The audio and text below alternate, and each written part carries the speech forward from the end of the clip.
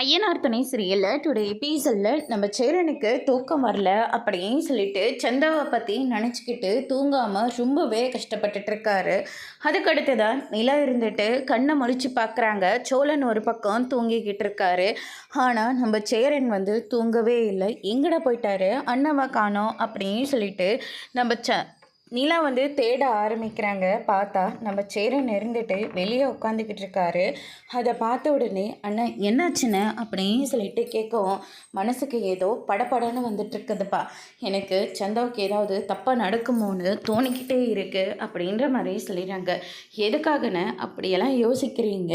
நம்ம சந்தாவை காப்பாற்றுறதுக்காக தானே நம்ம இங்கேருந்து போயிட்டுருக்கோம். சந்தாவுக்கு அப்படி எதுவுமே தப்பாக நடக்காதுன்னு நீங்கள் எதை நினச்சியும் கவலைப்படாதீங்கன்னு அப்படின்ற மாதிரி சொல்லிகிட்டு இருக்காங்க. அதுக்கு அடுத்ததான் நம்ம எவ்வளோ கஷ்டப்பட்டு நீங்கள் சந்தா மேலே உண்மையாக இருக்கீங்க, அவங்கள உண்மையாக நீங்கள் நேசிக்கிறீங்க. அதனால் சந்தாவுக்கு எதுவுமே தப்பாக நடக்காது. இதை பற்றியும் நீங்கள் தப்பாகவும் யோசிக்காதீங்க அப்படின்னு சொல்லிட்டு நம்ம நிலா இருந்துட்டு அவங்களுக்கு ஆறுதல் சொல்லிட்டு வந்துட்டுருக்காங்க. அதுக்கு அடுத்து தான் பார்த்திங்கன்னா இந்த சைடு நம்ம சோழன் கண்ணை முழிச்சு பார்க்குறாங்க. பார்த்தா நம்ம நிலாவையும் காணும், சேரனையும் காணும். என்னடா இது, அண்ணனை காணுமே அப்படின்னு சொல்லிட்டு நம்ம சோழனும் தேட ஆரம்பிக்கிறாங்க. பார்த்தா நிலாவும் சோழனும் உட்காந்துக்கிட்டு இருக்காங்க. அவங்கள பார்த்த உடனே கொஞ்சமாக நிம்மதியாகிறாரு.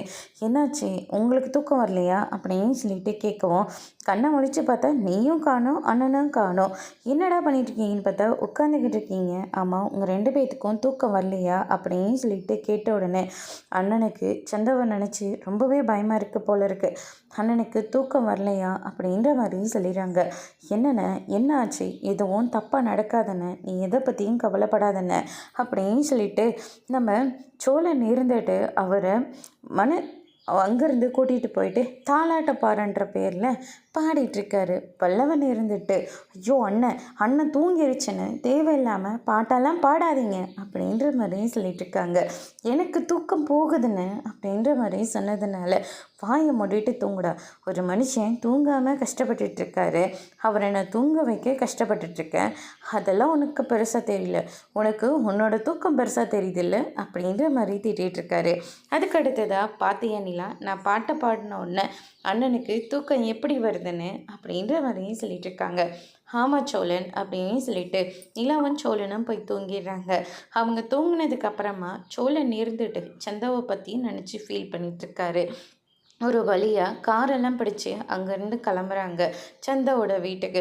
அப்போ இன்னும் எவ்வளோ தூரம் தானே போகணும் அப்படின்ற மாதிரியும் சொல்லிட்டு இருக்காங்க.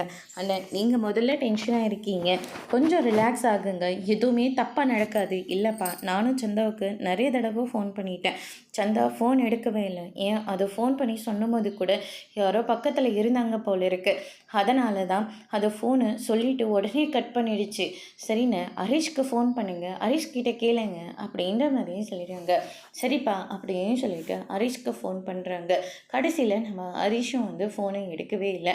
அதுக்கடுத்ததான் பார்த்திங்கன்னா எனக்கு என்னமோ ரொம்ப பயமாக இருக்குப்பா அப்படின்ற மாதிரியே சொல்லிடுறாங்க. எதுக்காகவும் கவலைப்படாதீங்கன்னு அப்படின்னு சொல்லிட்டு நம்ம சேரனை தேத்தி கூட்டிகிட்டு போகிறாங்க. அங்கே பார்த்திங்கன்னா இதுதான் நம்ம சந்தாவோட வீடுன்னு சொல்லிட்டு வீட்டை பல்லவனுக்கும் பாண்டிக்கும் காட்டுறாங்க. வீடு பார்த்தா பூட்டியிருக்கு. ஆனால் வீடு பூட்டியிருக்குன்னு அப்படின்ற மாதிரியும் சொல்லிடுறாங்க. ஒருவேளை சந்தாவுக்கு கல்யாணம் பண்ண ஏற்பாடு பண்ண கூட்டிகிட்டு போயிருப்பாங்களோ அப்படின்ற மாதிரியே சொல்லிட்டு இருக்காங்க.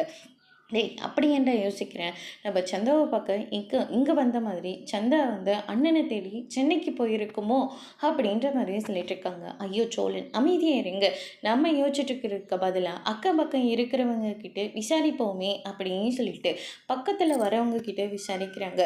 சந்தாவுக்கும் பாகிஷ்க்கும் அங்கே கல்யாண ஏற்பாடு நடந்துக்கிட்டு இருக்கு. சந்தாவை கூட்டிகிட்டு போயிருக்காங்க, குடும்பத்தோடு அவங்க எல்லாருமே அங்கே தான் இருக்காங்க அப்படின்ற மாதிரியே சொல்கிறாங்க. சேரன் இதை கேட்டோன்னே பயங்கரமாக ஷாக் ஆகுறாங்க. கார் அங்கே எடுக்க சொல்கிறாங்க. கடைசி நேரத்தில் காரு அங்கே ஸ்டார்ட் ஆகவே இல்லை. ஒரு பக்கம் மணமேடைக்கு சந்தாவை அலங்காரம் பண்ணி கூட்டிகிட்டு உட்கார வைக்கிறாங்க. இன்னொரு பக்கம் மாப்பிள்ளையும் ஆரத்தி எடுத்து உள்நழைச்சி மணமேடையில் உட்கார வைக்கிறாங்க. சேரன் இருந்துட்டு ஓடி அந்த மண்டபத்துக்கு வந்துக்கிட்டு இருக்காங்க. சோழன் இருந்துட்டு அங்கே பக்கத்தில் இருக்கிற மண்டபத்துக்கு தான் போகிறோம் காரை சரி பண்ணி அங்கே கொண்டு வந்துருங்க அப்படின்ற மாதிரி சொல்லிடுறாங்க. அதுக்கு அடுத்ததாக வந்து பார்த்திங்கன்னா சரின்னு சொல்லிட்டு அவரும் வந்து சொல்லியிருந்ததுனால எல்லாருமே கடைசி நேரத்தில் ஓடி வந்துட்டுருக்காங்க. தாலியும் கட்ட போகிறாங்க. சந்தான்னு சொல்லி சேரன் வந்து கூப்பிட்றாரு.